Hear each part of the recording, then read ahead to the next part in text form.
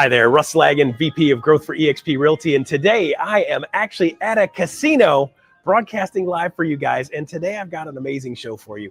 I am standing in casino in Fort Lauderdale, Florida, and recording to you guys live, and if I take my camera and I rotate my camera down this way, if you go all the way down that end of the alleyway, that's Leo Pareja actually recording live for an event in Dallas where he's actually broadcasting to Dallas. So we're trying to get our tech savvy on this week and making sure we're bringing you guys the best show. We're bringing it from a location. Now you may say, Russ, you don't have a tie on. You're right. I have a bow tie on, which is something I rarely do, but I do also have a tuxedo because today we're at the Fort Lauderdale rally and it is an Oscars themed festival. So I figured what better could you do when we're doing Oscars than wear a tuxedo for the event. So we're kicking it off live here. Got a couple hundred agents in Fort Lauderdale having a great time. So with that today, let's start off with Market Minute. I want to start off with Market Minute today. And one of the things that Leo was just talking about on stage was the market is a little bit weird. And particularly here in Fort Lauderdale, the supply of homes in Fort Lauderdale is actually at a 9.8 month supply of homes. I'm going to be on stage a little bit later and talking about some of the advantages that we have when a market's doing that. There are opportunities every time in every market, whether the market's going up or the market's going down, there are opportunities because people need to do something. People always will be getting married. They'll always be getting divorced. There's always going to be people being born and dying. So with that being said, there's always going to be somebody that needs to do something in real estate, and we got to get really good at telling the story. So from a national level, it's not as bad as Fort Lauderdale, thank God. But check this out on this slide that we're going to pop up here. From a national level, we're sitting at about a 4-month supply of homes. And you guys might say, well, but Russ, it used to be 3.5. It used to be 2. By the way, Detroit, Michigan, 2.3. I was on stage with them on Tuesday, and we're at a 2.3 for a lot of the Detroit metro area, and particularly the area where I live. They were down as low as 1.9 in August last year. So it's really important that you understand the national stats don't necessarily reflect what's going on local.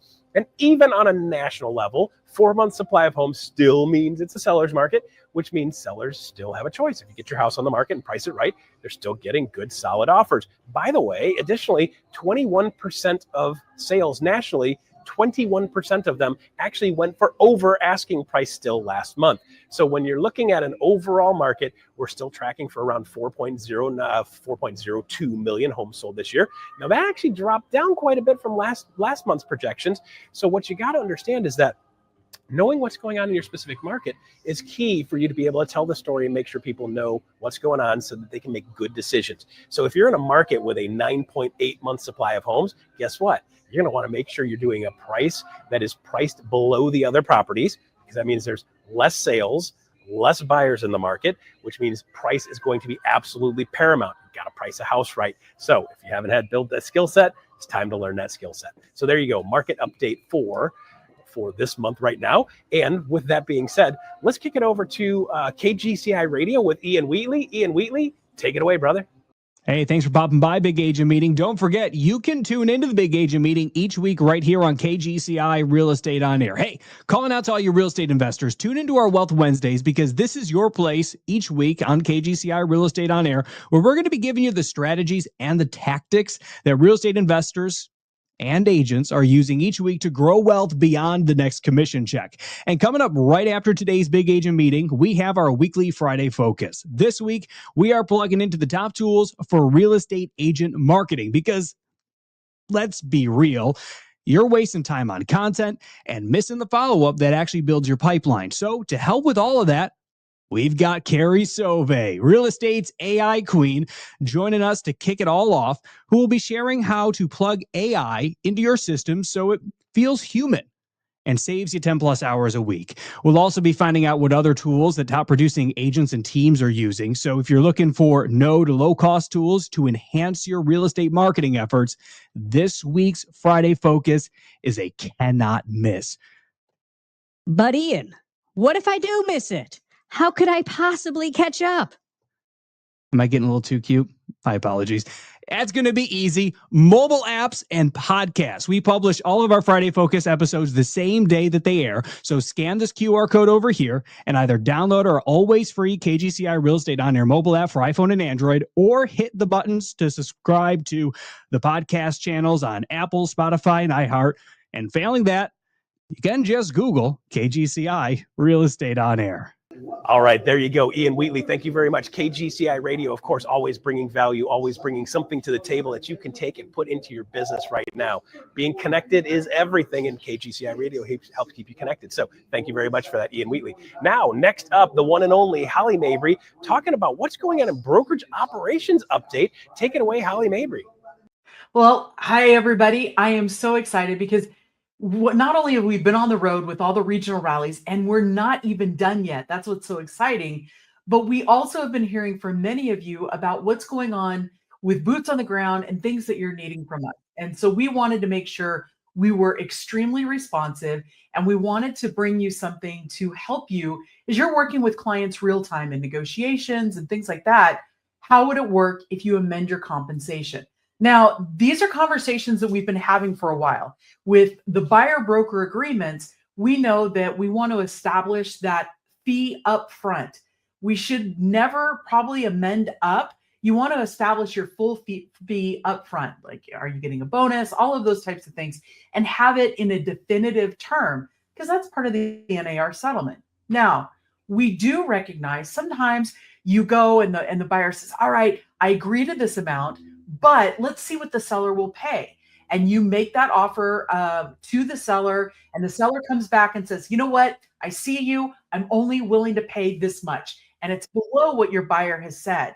And your buyer is like, I really want you to represent me. I need this house. Can we make a deal? And you're more than willing to do so. Well, what we found over and over again is we need to make sure this isn't memorialized in writing. You want to amend only for that property you're negotiating on. And I think for a time, many of you are out there and you're just updating your current buyer broker. Well, if you do that, that's going to be for every property. And we recognize that's not going to get it done. So we've created for you, and this will be in SkySlope here very, very quickly. It's a property specific compensation amendment. That's big fancy to say, I see you, buyer. I'm going to amend for the specific property that's under contract and set to close on this date. If it doesn't close, great. We'll go back to my original amount. And that's what's so important here is we want to make sure that you have a way forward. Also, we recognize that sometimes in working with sellers, you have that exact same issue as well. And so we want to proactively be able to amend and make sure that you've got that for that specific buyers on that property, etc. This again is designed to really give you some flexibility with the client that you're working with. Now, at the end of the day, what do we know? That consistency and communication makes all the difference in the world. The expertise that you showcase by using forms and using them well makes a huge difference. And then finally, the security of when you get to closing and maybe somebody's unhappy with somebody else, there could be finger pointing. We eliminate it. You've put everything in writing. Everybody gets to inspect what they expect, and there's no question.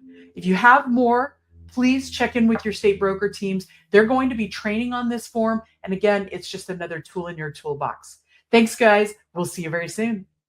All right. Thank you very much, Holly Mabry. Always appreciate you bringing the value and talking about what's going on and what they need to know from a brokerage operation side. You are an amazing person. I'm so glad we get to work together.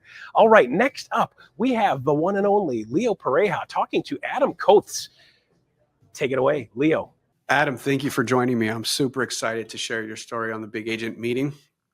I love unpacking people's business. Some of you know I was a highly productive individual agent, then team leader, and so I've done both sides.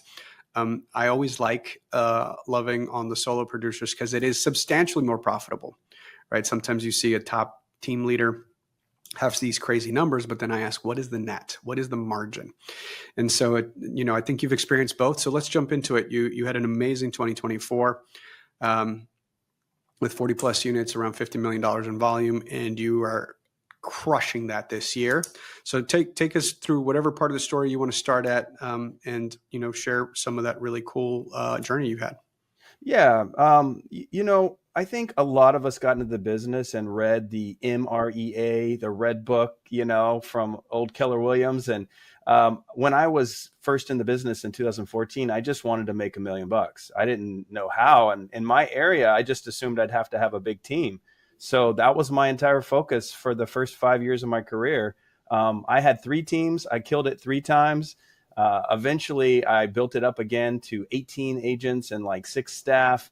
And definitely I was making like 1.6 gross, but my net was terrible. I was still determined to make it work. I was chasing Dan Beer around the country, taking all his classes and trying to figure out the ops side. And I was like, man, I'm going to have to go to 100 agents. I'm going to do it, man. I'm a grinder. They raised rates from 3% to 7%. I got punched in the face and most of my team went out and got jobs and I was left with a bunch of salaries. So long story short, 2024 last year was me just winding it down and being very focused, reducing my expenses, increasing my price points, and getting back to the boring basics. And that's what I did. I buckled down, I time blocked, I did a bunch of open houses, I bought some paid leads, I called my sphere, I did 2 client appreciation events, I launched an email newsletter, just very consistent with my CRM, all the basic stuff that I teach agents. And man, it really paid off for me. And so what was the takeaway that you could prevent someone from having the same level of hardship? And by the way, you probably won't, because it's human experience to like, there's many things I was told not to do and I did it anyway. And then I learned my lesson and we're like, oh yeah, that's what they were talking about. But if you could talk to a younger version of yourself, what are the things that you would focus on to pass along as wisdom? Well, I would just say for those people who are bound and determined to grow a team, ask yourself why. Teams have a purpose. Teams are great. Teams are not that profitable. The average agent who is not spending a massive amount on paid leads, like some is okay, but if you are generally running a good amount of referrals, you can have an 80%, 70% profit margin. These teams are running 15% profit margin. So by default, you got to have a big team. So ask yourself, why do I want a team? And don't force it. Like if you have abundant amount of business or some open houses, go get a couple agents to sit your open houses, or, but if you don't have the business and you have to force it through paid leads and cracking the whip and call sessions, I personally feel it's a very risky way to make money. And everybody's trying to get out of work, in my opinion. Hey, I want my nights and weekends back. I want to, you got a family. I get that. Real estate is a lot of work, and so is running a team. So think about, it's not getting out of work. You're just transferring the work. It's just a different kind of work, recruiting agents, training agents, onboarding, offboarding. If you want to just be a good producing agent, think about doing what I did. I sold my house after 2 years in real estate and moved to a nice area so that I can drive 5 minutes and do a $2.5 million open. I can walk and door knock if I want, do a great, listing appointment. So I literally just surrounded myself with a better price point in my region, and I'm focused on price point, and I'm going super deep with that. So I'm going to say something that's controversial, but I've said it before. I think that a lot of teams are actually social clubs or, just ways of feeling included. And that is not the way to do it. I truly believe that we should obsess with our dollar productive activity and how we add value to the transaction. And, I talk about it a lot. Take your 1099 that we gave you last year and divide it by 2,080. That's what the labor department says is a full-time employment. And know what your hourly worth is, right? It could be $20, it could be $50, it could be $100, it could be $200. But you will always have a lesser productive task you could do that you should learn to delegate. And again, I highly suggest VAs and soon AI models and automation tasks. So you can focus on the most unreplaceable things you can do, right? And for you, it's probably lead gen conversion to appointment, right? And so anyone listening, first of all, it's like you become a listing agent as soon as possible, right? Statistically, a buy side takes 87 hours, a listing takes 30 hours. So you could do 3 listings for the same time it normally takes to do 1 buyer. And then secondly, if you ever go down the team building path, it is because you ran out of total hours of dollar productive activity. So I would suggest no one should start a team until you're putting seller leads in the trash. You've ran out of hours in the day and week that Adam's willing to work with sellers, right? Like, and by the way, there's versions of what a team could look like with just referrals. You don't have to feed them consistently. They don't be on your team, and you can say, hey, you can sit, my house is open, but I want a referral fee. And, you're not going to get the conversion ratios that a mega team will, but, What if you get 2 or 3 and you didn't have to babysit everybody? There's no requirement. There's no responsibility to the team members, because I think that's the part of the team leader journey that people don't appreciate. Once you start a team and you put your name on the sign and you're committing your time and energy to these people, I think what you're doing is that you're creating a responsibility that you probably didn't appreciate taking on. And that's when you have to make sure that you're prepared for that part of the journey. And then I would ask you why, right? Like, again, I know what our top 10 solo producers made, and the net is probably higher than some of our top teams. Well, it's true. I mean, it's totally true. So I had a team where we grossed 1.6, and I looked down and I made 400 or 300, and it's like, wait a minute, this is crazy. And I was working 7 days a week. I could do the same amount of work or less in my area and make $1 million. So, that was the lesson. Is I just assumed when I started, because to be fair, when I started, my average price point was $250,000. This year, my average is $1.7 million. So I just assumed at that time there was no physical way for me to make $1 million in real estate without having a team. At the time, it was probably true. Now it's, with inflation and with just being focused and me working a nicer part of town, it's very possible. And the other thing is, there's 2 ways to get into luxury, Leo. One is to prospect your way into it. Door knocking. I've heard of people literally door knocking luxury neighborhoods, buying good leads, doing good open houses. The other way is to do middle-class neighborhoods and wait for these people to get better jobs. So I actually sold a house to a guy 7 years ago for $1 million in our area, and he has since gotten a bunch of promotions, and he just bought a $4.2 million house with me. That's another way. A lot of people want to break into luxury, like, I'm going to take over the lake, I'm going to take over waterfront. It's like, you could, exactly. If you're well connected, you could prospect your way into it.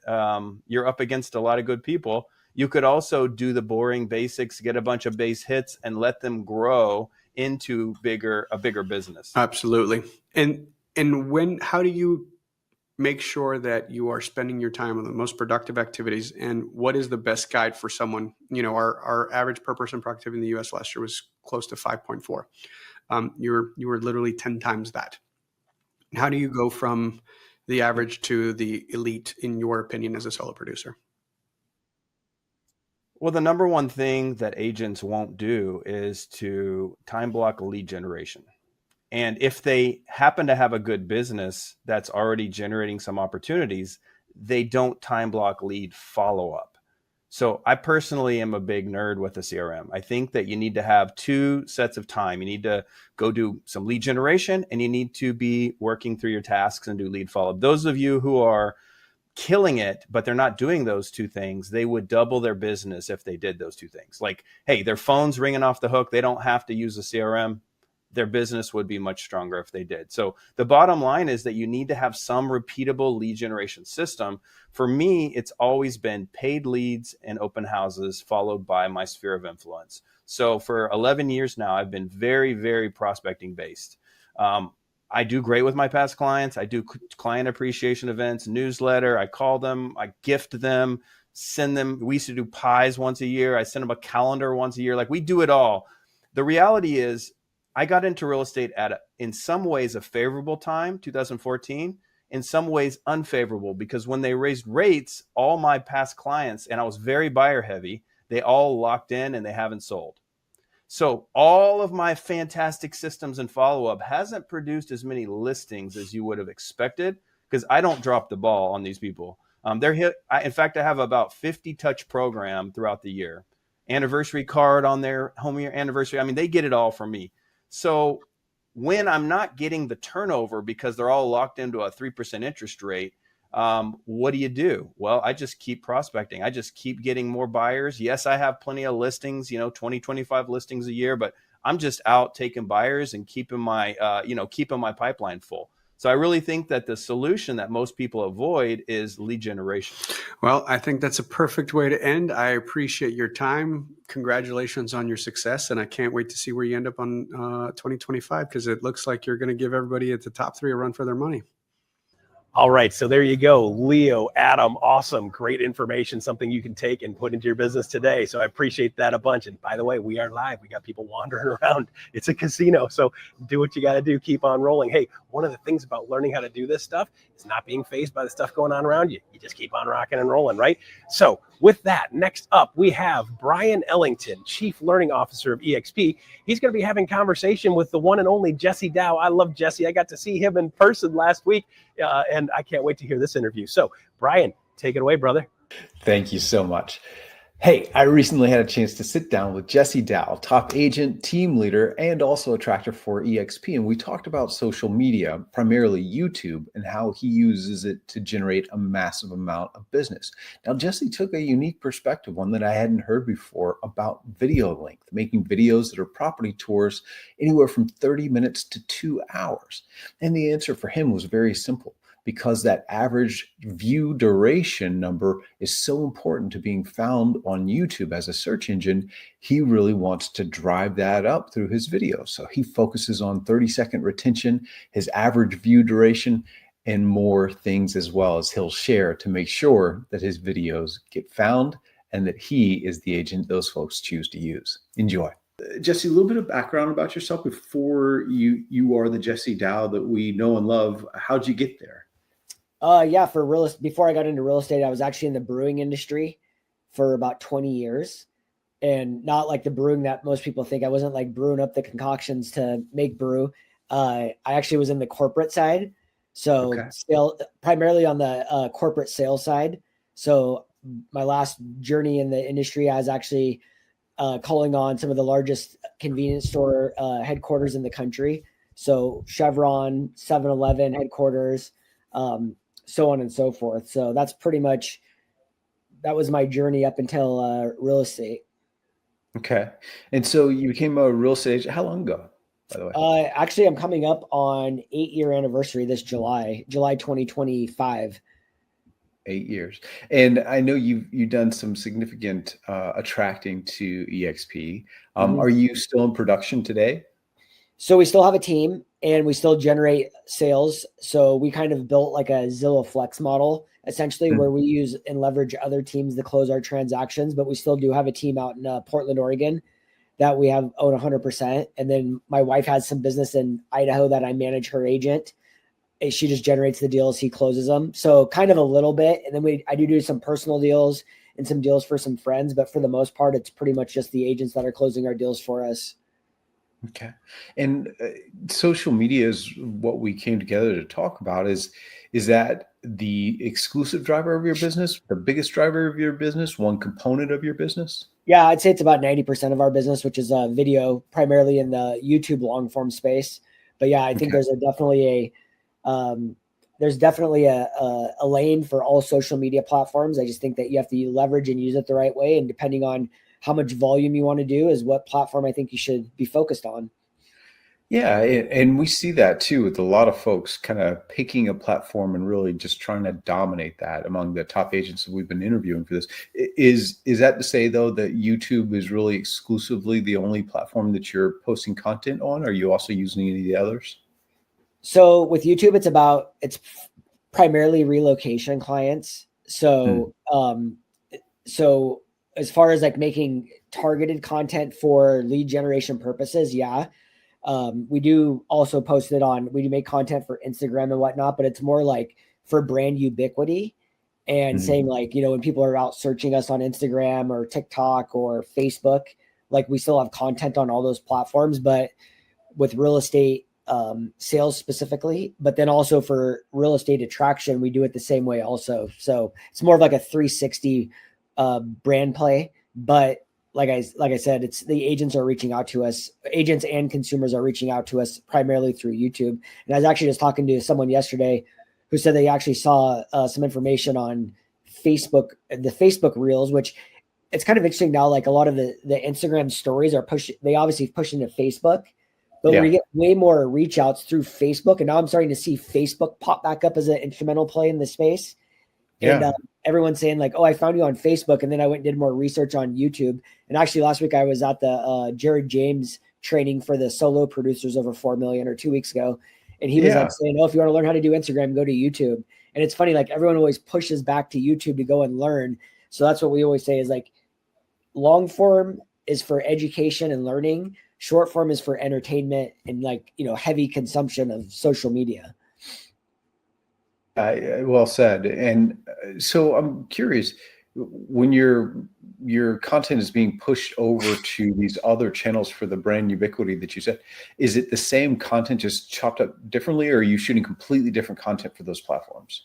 No, that's another thing. So like even in the brewing industry, before I came into real estate, we actually in 2008, we went through a massive transition with the company. We were one of the first ones into the digital and social marketing space, where we went out away 100% away from TV, radio, and billboard, and 100% in digital and social. And just imagine telling like billion-dollar companies like Walmart, you're getting out of that space, and they're like, you're nuts. Well, what we learned about was like target consumer or target marketing, and just like understanding how every marketing platform plays a different role in every person's life. So I've taken the same approach into real estate. And so for me, you can't just take the same exact video and cut it up 50 different ways and put it on every platform and think you're going to see the same result. That's why you typically see someone saying like, oh, I have a big YouTube following, but not big on Instagram, and I can't figure it out.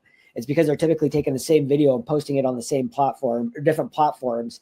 So my belief is like, you have to make the content for the platform that it's designed for, because Instagram is different than YouTube. And so like even YouTube Shorts is different than Instagram, and YouTube Shorts is almost like a lead magnet for your YouTube long form content, even though we believe you should have two separate channels. Even the Jared James training, he said the same thing. You should have two separate channels if you're going long form and short form. So I know it's a long answer to that question, but it's got to have some context. So I do believe that you should be making separate content for every platform. Okay. And I'm curious, I'm sure there's a variety of answers, but given your goals, why YouTube? Why was that the answer for you? So when I first started this, I started a podcast called Digital Mayor Now. And I was like, I'm going to go all in on social media. This was after building my business through cold calling, and 100% of my business was done through for sale by owner and open house. It was actually split 50-50. And it was just a burnout. And I'm like, I'm going to figure out how to target market consumers. So I went all in on Facebook, Instagram, YouTube, blogs, LinkedIn, every platform. And there was like 13. I still have the pictures. And so I spent probably $100,000 freaking paying thousands of dollars for a 2-minute video. And what we started is, so through that, I also started interviewing every influencer agent in the industry at that time. So like people like Kyle Whistle, oh my gosh, some of the people are not even around anymore, but I interviewed all of them, and then all of our famous question at the end was like, well, so how many deals is your content generated? And most of them said none. And they said, I just do it for a brand play. And Kyle's channel, which I talk about him because he's with us at EXP and he'll tell the story, but his was all about East County Eats. So it was all about food. Well, someone buying a house isn't going to the YouTube to watch things on eating restaurants. It's typically tourism and things like that. And this is where a lot of content's gotten mixed up in the industry and why we were so successful so early. So what I noticed, and what me and my business partner actually noticed, is when we interviewed one lady, she said, yeah, I actually closed some deals from YouTube and I have some in contract. She was the first one to ever say that. So she was taking her blogs from Google and then just transcribing them onto YouTube. And so when we went and looked at the content, it was all like heavily relocated topics. So like people researching cost of living and pros and cons and things like that. And we just started doing a bunch of research as if we were relocating to a new city. And what we saw was 30,000 times a month on Google search, but 300,000 times a month on YouTube. And we were in Portland, Oregon at the time. So then we just started making content around that. But then we noticed like YouTube just started just like separating itself away from all the other platforms. And then, like I said, is like YouTube is very high top of funnel when people are, what is the sales funnel, right? Like the idea comes into their mind and then they go into research mode. Where do people go in research? Google and YouTube. So you want to learn how to do something, where do you go? You go to YouTube to watch it and learn how to do it. So the same thing happens with the relocation buyer. And we didn't know it at the time that it was going to be heavy relocation. So we tried, listing videos, open house videos. Unfortunately, no one's searching 123 Main Street. Right. And realistically, what happened was we were getting a pretty good amount of views. And we always say we don't sell views. We don't sell views and subscribers. We sell homes. That's our marketing agency's tagline. So we actually got someone that reached out to us through LinkedIn and said, hey, I've been watching your YouTube videos. Well, through this process, which was about a year, and actually I told the story at the EXP rally last week, is our lender's broker manager met with us and he said, hey, your guys' videos are great, but are you guys generating any deals? And we said no. And this was after a year. This was like back in 2018. And he said, you should try putting a call to action on the front side of your video and see what happens, because most of the people are falling off as they go through the video. So now we know about 70%. Our goal is to keep 70% on for the first 30 seconds. And then we'll typically keep about 30 to 33% through the end of the video, which all of our videos are between 30 and 120 minute long. And we're getting about 15-minute average view duration. So big, juicy view durations. And so what we did is we hit that call to action on the front side of that video, which we used to have this old formula, which was called hook, call to action, video, outro with the call to action again. So we did that. And all of a sudden we dropped that video and then the phone just erupted. And that was pretty much what, we ended up getting about 40 calls that day from people saying, I've been watching you on content for the last year. We didn't know you guys were real estate agents. So that's really what transitioned the whole thing. What was the call to action? Yeah. So we used to do the way the video used to work. And this is like I talk about our old formula because things have really changed, especially with COVID. People used to want tiny houses and be like independent. They wanted location independence where they could go anywhere, traveling, have all this freedom. Well, we used to never like really push on home tour videos, and now that's transitioned. And I'll talk about why this is important here in a second. So the video structure used to be the hook. So it'd be like, if it was a cost of living video, it'd be like, so you're thinking about relocating to Portland, Oregon. Well, in this video, we're going to talk about the 5 pros and the 5 cons of living right here in Portland, Oregon. So stay tuned. And then it went straight into the call to action, which was, hey, this is Jesse with the Real Agent Now Group located right here in Portland, Oregon. And we do videos of what it's like to eat, drink, play, and buy and sell real estate right here in Portland, Oregon. So if you're even thinking about making a move, give us a call, shoot us a text, send us an email. We got your back when relocating to Portland, Oregon. So that was it. And then we go straight into the video, and then we'd hit that call to action one more time at the end. And that was the whole formula. Okay. That's interesting. How long ago did you start on YouTube? Yeah. So we started on YouTube actually back in it was right in early 2018. Okay. So 2018.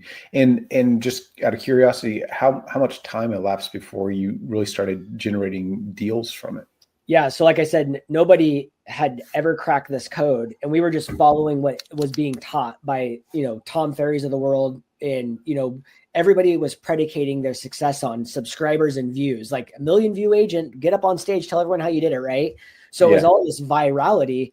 And so we thought, if you went back to our channel, I could pull it up and show you all the unlisted videos now and deleted videos. I mean, it was everything: open house, listing, best sushi, 5 best restaurants, like you name it, we did it. Like everything, a day in the life of me. Like no one cares about me when they're relocating. They care about where they're moving and what's the best thing for their family.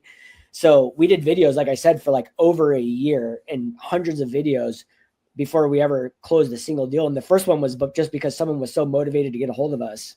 So yeah, it went on for a long time, and I spent a lot of money. And so versus the content that you were producing then versus what you produce now, what's been the biggest change or changes that you've made? Yeah, that's a good question. So the biggest changes, like I was talking about through COVID, is before it was all about like the location in the city, and people wanted to know about like the walkability, best, what they can get when they move to a specific area. And so like we'll even host the live Zoom calls now for our channels, and because we have the channels in 11 states. And so like we'll get on a Zoom and we'll be like what's the most desired content you guys are looking for from us? And a lot of them will say like, we missed the vlogs. We missed the vlogs of the area. Well, we'll make a vlog and it really won't do that well.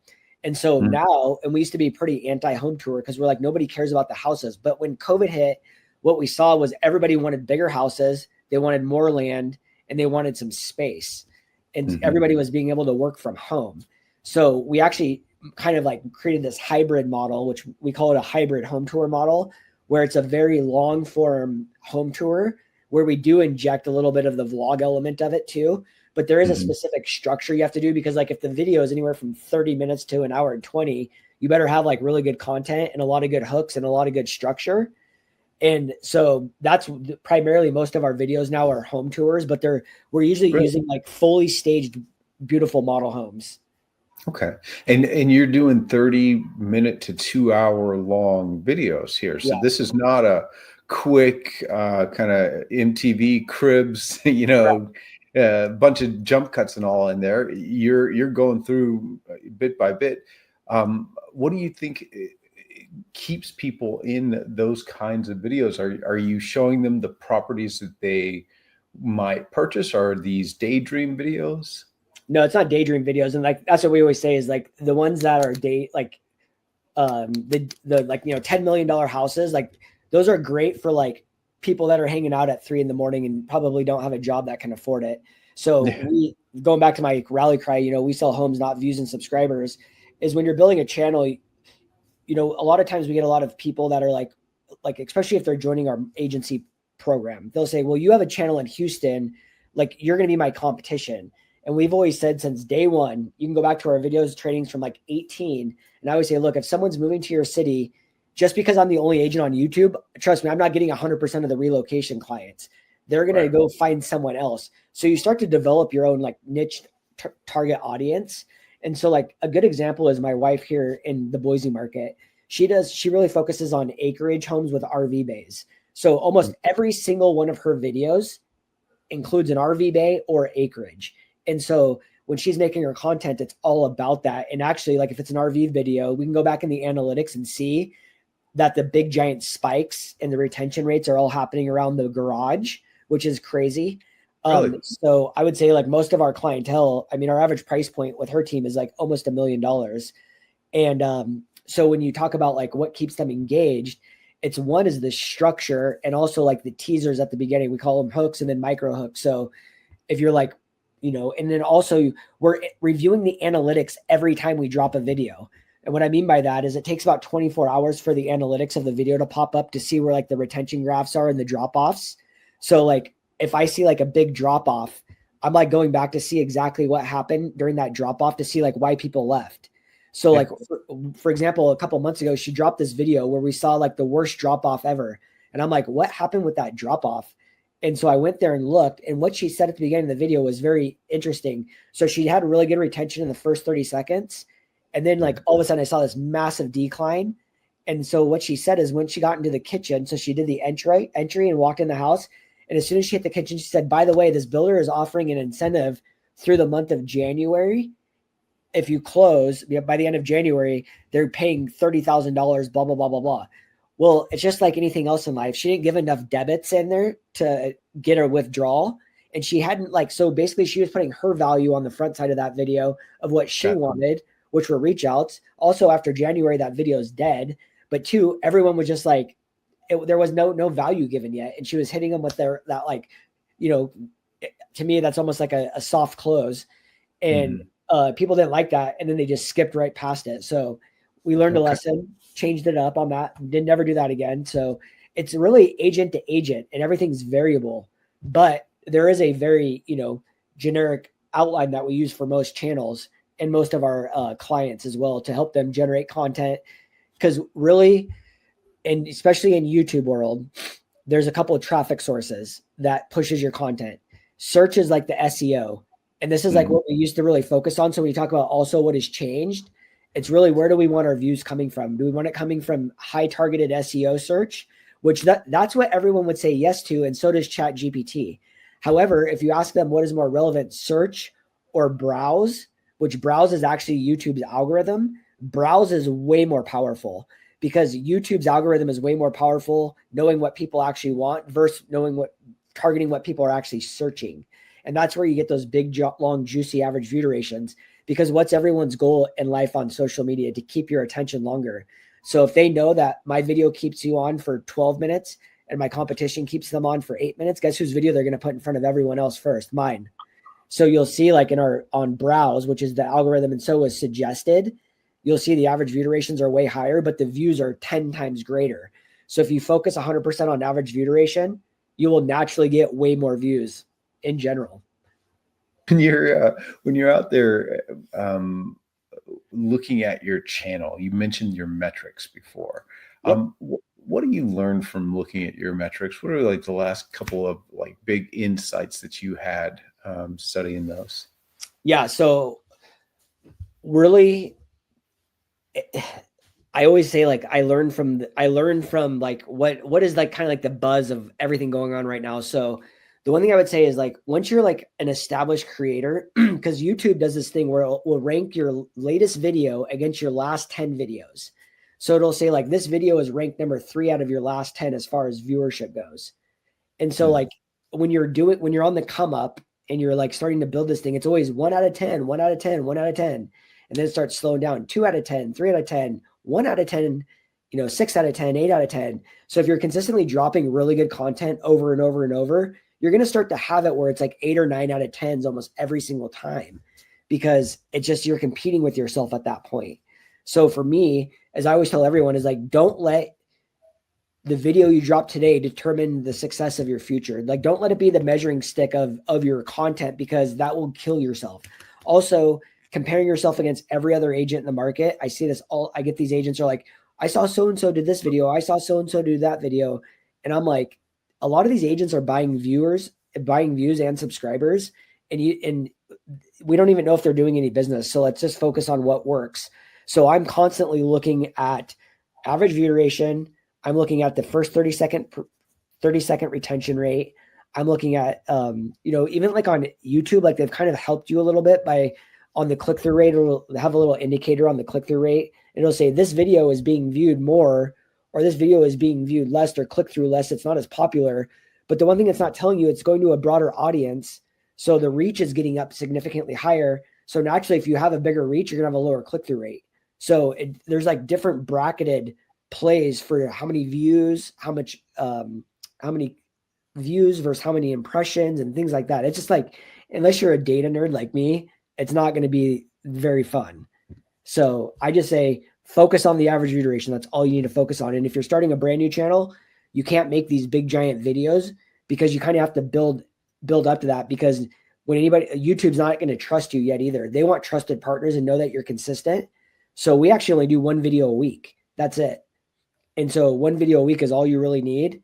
And so you just want to be consistent and keep doing the same thing. So realistically, if I was starting a brand new channel today, I would start with those 2 videos I just said, pros and cons, cost of living, make them about 12 minutes of fully edited time. And then I would just get going on that. And then you can start building up as you go. Okay. And this kind of makes sense now when you talk about the duration of your video being 30 minutes to 2 hours. And then you talk about that average view duration metric being so important to being found on YouTube by others as well. Is that part of the reason why you make them so long? Well, one is like, okay, so if you make an 8-minute video, I know with 100% certainty that the average view duration will never be 50%. So it'll say, let's just say your 8-minute video, you're going to get 4-minute average view duration. And that's like if you're striking gold. If I make a 30-minute video, my likeliness of hitting 8-minute average view duration is significant. It's 100% greater than you making an 8-minute video, because you can't go longer than what you made it for. So naturally, you're going to probably get like on a 30-minute video, if you're really bad, you're probably going to get like 4-minute. Well, 50% of that guy's 8-minute video. Now you're on the same playing field essentially. So it takes a little bit of practice to get up to that long. And also, like you said, is like, how do you make a 30-minute video? Like, that's a long time. And I just tell agents, be very slow and very boring and it'll happen. Just trust me. And it might seem boring to you, but here's the other thing. And this is what trips up a lot of agents. They assume that the same viewer is watching every piece of content from day 1 to day 900. Like you're cycling through your audience consistently, because people go through the buying process, right? So I'm like, don't be afraid to say the same thing over and over and over, because that's exactly what's happening. Yeah. Any last tips before I let you go for folks who are just getting into YouTube about how to be successful as a real estate agent? Yeah, it's like anything else in life. Just find the people doing it at the highest level that can actually prove that they're doing it. And then what I mean by that is like closing contents and generating leads. That's it. Actually, at the end of the day, it's about generating leads from the content. Like that's how you put the proof in the pudding. And then just, go all in on it. And if you're also one of those agents that just is not good at technology, it's like, and you're like, everyone's telling you to do video, but you're beating yourself up because you can't. Like I've worked with so many agents is like, it's not, I'll just be honest, it's not for everyone. However, if I'm going to start out and I'm going to practice, it's like the Instagrams and the TikToks are really the world to start, because here's the thing I love about TikTok more than all the other platforms is you can post the same video 15 times on TikTok and they don't care. If you post the same video 15 times on YouTube, guess what they're going to do? They're going to give you a strike if you post 2 of the same videos. So TikTok's a really good training ground for creating content, in my opinion. Okay. I like that. All right. Thank you, man, for doing this. We really appreciate it. This has been great. Absolutely. All right, so there you go. Brian Ellington, Jesse Dow. Jesse Dow is always bringing the fire. This guy is super sharp. And by the way, his tech skills are off the chart. He and I are talking about doing some more back-end stuff for some of my tech stuff. Super great guy and always willing to be helpful. So Jesse, I appreciate that. And Brian, thanks for the great interview, of course. All right, so there you go. There is the show for May 9th. My name is Russ Lagan, and before you go, we got to check this QR code here. Pop the QR code. Let us know. Give us a rating on our NPS survey. Let us know how we did. If you like our show on a scale of 1 to 10, go ahead and give us a scale rating and give us a 10 if you loved what we did. We're going to be making some shifts to keep making this show the best show we can for you. So with that said, drop in a number and let us know how we did. And there you go. That's the show for this week, May 9. I hope your business is going to go to the next level. Selling season is on us, particularly in the North. So take your business to the next level, build relationships. Stay tuned for iConversations coming up next.